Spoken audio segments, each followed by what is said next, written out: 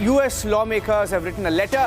I'm going across straight to the breaking news coming in of a group of US lawmakers who've now written to US Secretary of State Marco Rubio expressing concern over Pakistan's escalating campaign of transnational repression, human rights abuses, militarization under Shehbaz Sharif and Asim Munir.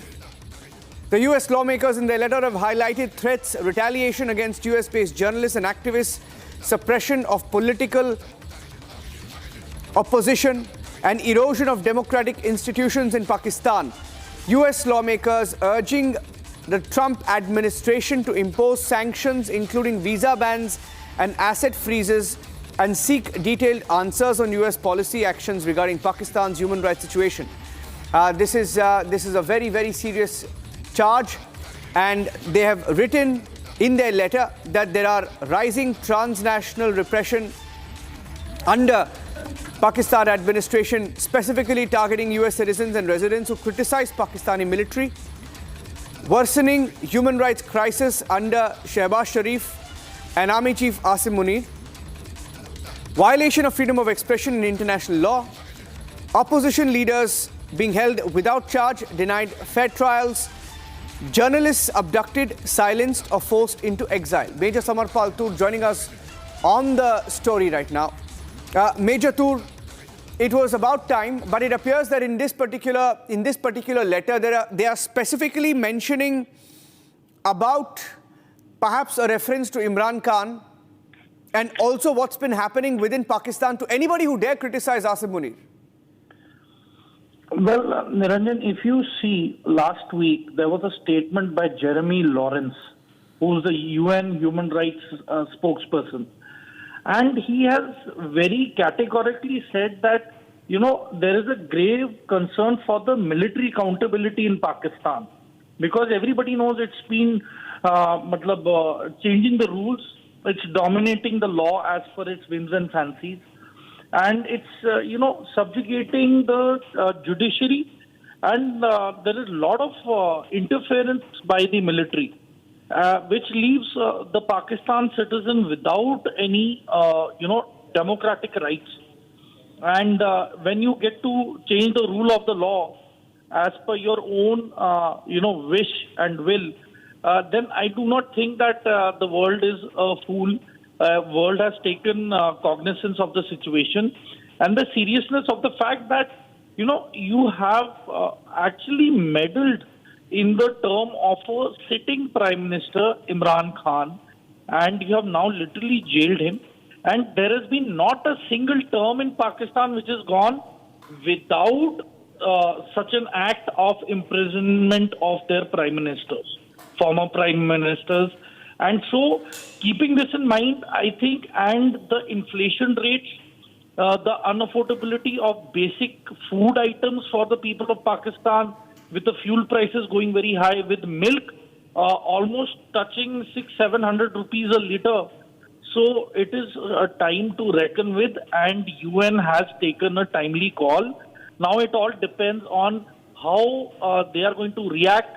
I strongly feel sanctions should be put in place, similar to what had been put on Syria and in Iraq against Pakistan, so as to stop this military regime from, violating the human rights, which they've already done with the Balochistan people. They have already decimated one generation of the newborn kids in Balochistan. The same now they are doing in Khyber Pakhtunkhwa, by bombing these villages in the name of anti-terror operations and killing dozens of children and women. So I think this mayhem and nonsense has to be called out, which I'm very glad it has been done so.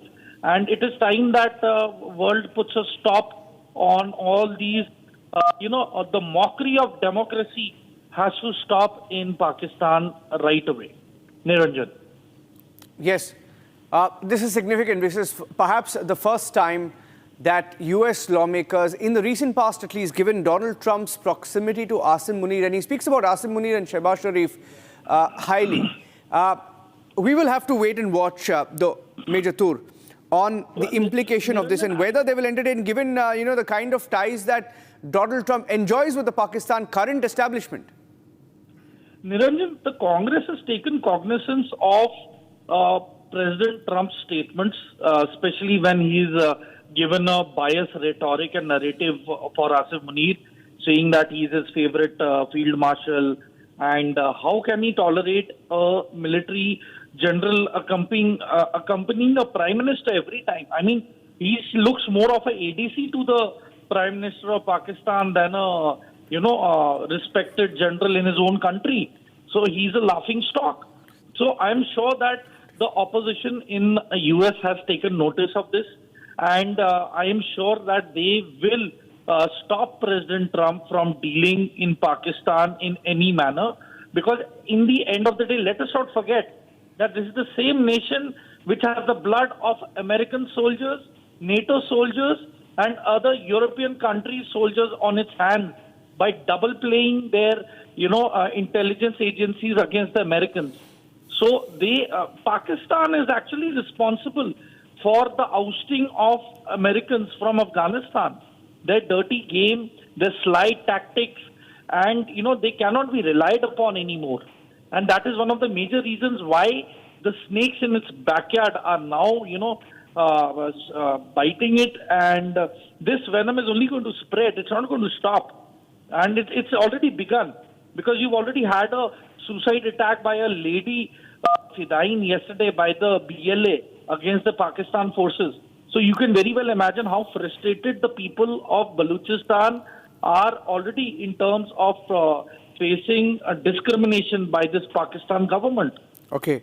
Now, what is extremely interesting here is that I have three interesting names. Ishan is joining us live.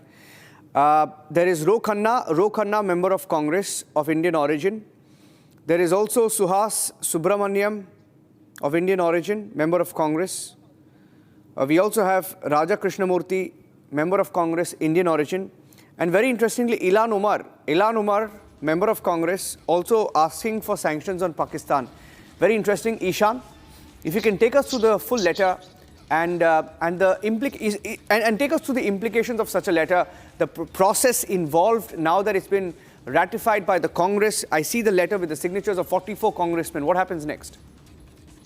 The letter that has been sent to the State Department of the United States government clearly emphasizes the transnational repression that is being done by the Pakistani government. Now, this involves Pakistani military-backed government targeting critics abroad, including U.S. citizens and residents, diaspora, journalists, activists face threats, intimidation, harassment, extending to their families in Pakistan. This is what the United States believes to be a direct attack on the United States itself. And the Congress has taken cognizance of the same.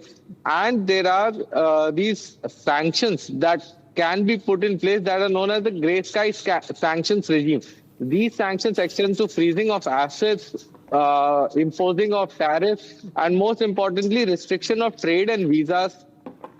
The senators and Congress members have demanded that hearings be held on this, and once the hearings start, this may lead to U.S. policy changes towards Pakistan in general. The families of US-based journalists like Ahmed Noorani have been directly targeted, and this was one of the impending reasons why this particular letter was signed by so many Congress members and sent to the State Department. Thank you for that. I'll have to interrupt you there. I'm getting in some breaking news of some more action against Maoists. There's been another major success